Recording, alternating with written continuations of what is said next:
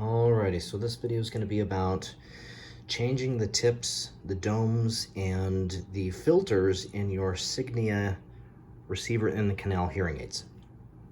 So the first thing you want to do is, and it doesn't matter which kind of tip on the end here, so I've got a double dome here and then an open fit dome here. The connection is the same, so it'll work with any different kind of tip on here if you've got Signia hearing aids. So first thing you want to do is these have like a dome type fitting. So if you can see, it's got a rounded tip there, and so what it does is you push this on and it clicks. So the best way to take these off, sometimes it's kind of tricky to get these off.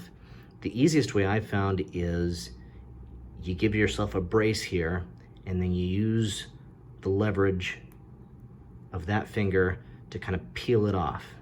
And so again, brace and then kind of peel it as you're turning, pushing with the thumb. And that's the easiest way to do it, I found. And then to change the filter, because sometimes you scoop up some wax and you know, environmental kind of stuff, whatever, and you need to change these filters.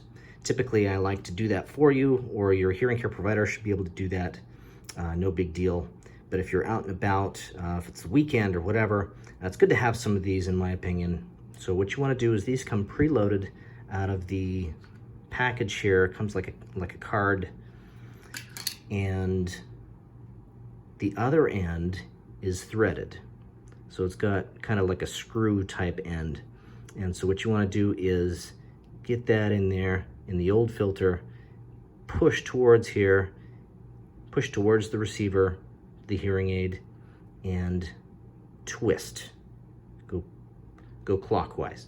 And then pull it out once you've got it screwed in. And then flip that around and put your new filter in there. Just push it in, and then the receiver should just receive it. It's a friction type fitting on there. So just push the new one in and then discard that one. And then get your tip and then go snap. And you want to make sure it feels like it's snapping. And then you want to test it, make sure it's not going to come off. Because the last thing you want is for one of these to end up in your ear and then you end up in the ER. So you want to make sure that's got a good, nice, solid click. And if you're ever wondering, you just peel that off again and then click. It's always best to replace these and not use the same one. So talk to your hearing care provider to get you some spares. That's always a good idea, so that you've got some for backup. So that's all there is to it.